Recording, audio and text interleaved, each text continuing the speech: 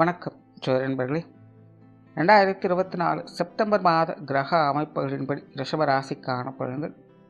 இந்த மாதம் உங்களுடைய ராசியில் குரு இருக்க, ராசி அதிபதி 5ஆம் இடத்துல நீச்சகதியில் கேதுவோடு சேர்க்கை பெற்று அமர்ந்திருக்காங்க. மாதத்தின் பிற்பகுதிகளில் அங்கிருந்து 6ஆம் இடத்துக்கு பயிற்சியாக ஆட்சி நிலையில் செயல்பட்டு வருவாங்க.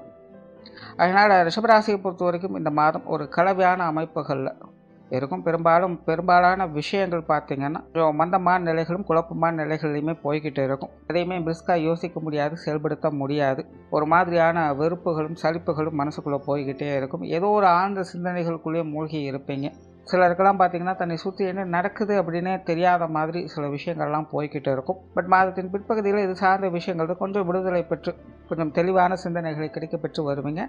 இருந்தபோதிலும் ரிஷபராசிக்காரங்க இந்த மாதம் கொஞ்சம் தேவையில்லாத டென்ஷன்கள், வாக்குவாதங்கள் போன்ற விஷயங்களை கொஞ்சம் கவனம் எடுத்துக்கிறதே நல்லது. ஏன்னா அவங்களுடைய பேச்சுவார்த்தைகளில் கொஞ்சம் காரசாரமான தன்மைகள் அப்படிங்கிறது அதிகமாகவே இருக்கும். மற்றவர்கிட்ட எதிர்பார்க்கக்கூடிய விஷயங்கள், காரியங்கள் எதுவுமே பார்த்திங்கன்னா எதிர்பார்த்த நேரத்தில் எதுவுமே கரெக்டாக இருக்காது.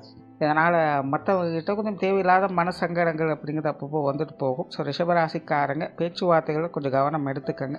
அதே போல் ரிஷபராசிக்காரங்க இந்த உடல்நலம் சார்ந்த விஷயங்களையும் பார்த்திங்கன்னா மாற்றின் முற்பகுதியில் கொஞ்சம் கவனம் தேவை. நிறைய பேர் பார்த்திங்கன்னா கொஞ்சம் ரெஸ்ட்லெஸ்ஸாக இருப்பாங்க. வயிற்று உபாதைகள், கொஞ்சம் மந்தத்தன்மை போன்ற விஷயங்கள்லாம் அதிகமாக இருக்கும். ஸோ ஜென்ரலாகவே உடல்நலம் சார்ந்த விஷயங்களில் கொஞ்சம் கூடுதல் கவனம் தேவைப்படும். மாதத்தின் பிற்பகுதிகளில் இது போன்ற உடல்நல உபாதைகளிலிருந்து வெளிவர ஆரம்பிப்பீங்க. உங்களுடைய பழைய உடல்நல பிரச்சனைகள் கூட சரியாவதற்கான வாய்ப்புகள் இந்த மாதம் இருக்கும். நீண்ட கால பிரச்சனைகள் கூட தீர்வுகள் கிடைக்கப்பெற்று வருவீங்க. இந்த கோர்ட்டு கேஸ், வழக்கு, பஞ்சாயத்துகள் போன்ற விஷயங்கள் கூட மாதத்தின் பிற்பகுதிகளில் சில சாதகமான முடிவுகளாக வருவதற்கு வாய்ப்புகள் அதிகமாகவே இருக்கு.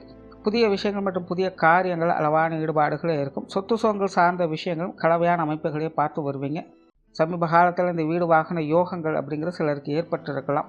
சார்ந்த விஷயங்கள் சில பழுதுகள் அப்படிங்கிறது வந்து போகும். சிலருக்கெல்லாம் வீட்டுக்கு தேவையான அந்த பொருட்களை மாற்றி அமையக்கூடிய அமைப்புகள் அப்படிங்கிறது ஏற்படும்.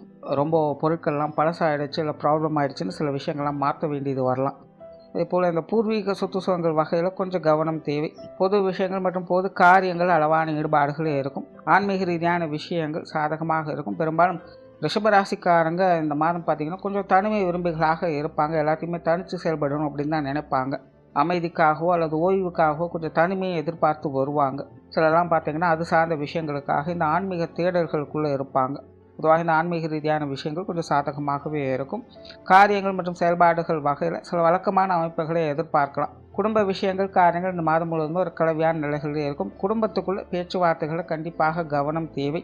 குடும்ப விஷயங்கள், காரியங்களாக பார்த்தீங்கன்னா கொஞ்சம் மேட்டிக் போட்டியாகவும் காரசாரமாகவே இருக்கும். குறிப்பாக ரிஷபராசியை பொறுத்த வரைக்கும் இந்த மாதம் குடும்பத்துக்குள்ளே விரயங்கள், செலவுகள் அப்படிங்கிறது கூடுதலாகவே இருக்கும். இருந்தபோதிலும் இது போன்ற விஷயங்களில் மாதத்தின் பிற்பகுதியில் பொருள் வரவுக்கும் சாதகமான நிலைகள் இருக்கிறதுனால சில சுப விரயங்கள் அமைப்புகளை எதிர்பார்க்கலாம். குறிப்பாக ரிஷபராசியை பொறுத்த வரைக்கும் இந்த மாதம் நாதர் கழகம் நன்மையில் முடியும் அப்படின்னு சொல்லுவாங்க.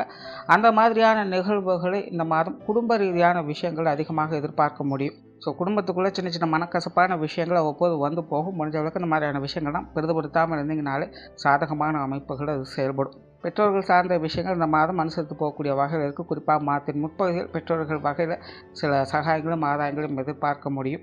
பட் மாதத்தின் பிற்பகுதிகளில் பெற்றோர்கள் சார்ந்த விஷயங்கள் கொஞ்சம் மன சங்கடங்களை ஏற்படுத்தலாம். தேவையில்லாத அலைச்சல்கள், விரயங்கள் போன்ற விஷயங்கள் அந்த நேரத்தில் வந்து போகலாம். இருந்தபோதிலும் அரவணைப்பான விஷயங்களையே பெற்று வருவீங்க.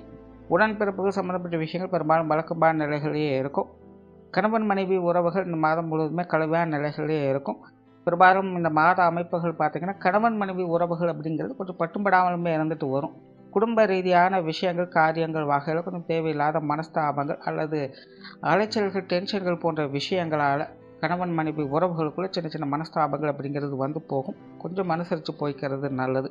திருமண விஷயங்கள் மற்றும் புத்திரபாக்கிய அமைப்பாக ஒரு கலவையான நிலைகளிலேயே இருக்குது. கொஞ்சம் சிந்தித்து நிதானத்தோடு செயல்பட்டு வாங்க. குழந்தைகள் சம்பந்தப்பட்ட விஷயங்களில் ஈடுபாடுகள் அதிகரிக்கவே செய்யும். பெரும்பாலும் ரிஷபராசிக்காரங்க இந்த மாதம் முழுதுமே கொஞ்சம் சென்டிமெண்ட்டான விஷயங்களில் ஈடுபாடுகள் அப்படிங்க அதிகரிக்கவே செய்யும். பட் இருந்தாலுமே குழந்தைகள் வகையில் ரிஷபராசிக்காரங்க கொஞ்சம் கூடுதல் கவனம் அப்படிங்கிறது தேவைப்படும். நிறைய விஷயங்கள், காரியங்கள் குழந்தைகள் வகையில் கொஞ்சம் செலவுகள், விரயங்கள், அலைச்சல்கள் போன்ற விஷயங்கள் இருக்கவே செய்யும். ஸோ இது சார்ந்த விஷயங்களில் கொஞ்சம் கவனம் தேவை. உற்றார் உறவினர்கள், நண்பர்கள் சார்ந்த விஷயங்கள் சமாளிக்கக்கூடிய நிலைகளும் சாதகமான அமைப்புகளையும் எதிர்பார்க்கலாம். குறிப்பாக மாதத்தின் பிற்பகுதிகள் உறவினர்கள் வகையிலும் சரி, நண்பர்கள் வகையிலும் சரி சுமூகமான அமைப்புகளை எதிர்பார்க்க முடியும். மாணவர்களுக்கு கல்வி மற்றும் வித்தை சார்ந்த விஷயங்கள் சாதகமான நிலைகள் இருக்குது. குறிப்பாக மாதத்தின் முற்பகுதிகளில் மாணவர்களுடைய நிலை அப்படிங்கிறது கொஞ்சம் சிறப்பான நிலைகள் இருக்குது. மாணவர்களுடைய தேவைகள், குறிப்பாக நீண்ட நாள் தேவைகள் அப்படிங்கிறது பூர்த்தியாகக்கூடிய வகையிலேயே இருக்குது. மாதத்தின் பிற்பகுதியில் மட்டும் கொஞ்சம் கவனம் தேவைப்படும். புதிய விஷயங்கள், காரியங்களை மட்டும் நிதானம் எடுத்துக்கோங்க. தொழில், வேலை, உத்தியோகம் சார்ந்த விஷயங்கள் பெரும்பாலும் வழக்கமான சமாச்சாரங்களை பார்த்து வருவீங்க. வெளியூர் மற்றும் வெளிநாடு சமாச்சாரங்கள் சாதகமாக இருக்கும். சோறால இந்த மாதத்தை பொறுத்த வரைக்கும் ரிஷபராசிக்கு அனைத்து விஷயங்களுமே கலவையான நிலைகளிலே இருக்குது. குறிப்பாக மாதத்தின் முற்பகுதிகளில் எல்லா விஷயங்களுமே கொஞ்சம் கவனம் என்பது அதிகமாக தேவைப்படும். எல்லா விஷயங்களுமே கொஞ்சம் நிதானித்து சிந்தித்து செயல்படுறது நல்லது. மாதத்தின் பிற்பகுதிகளில் சில சாதகமான அமைப்புகள் எதிர்பார்க்க முடியும். நன்றி, வணக்கம், வாழ்க வளமுடன்.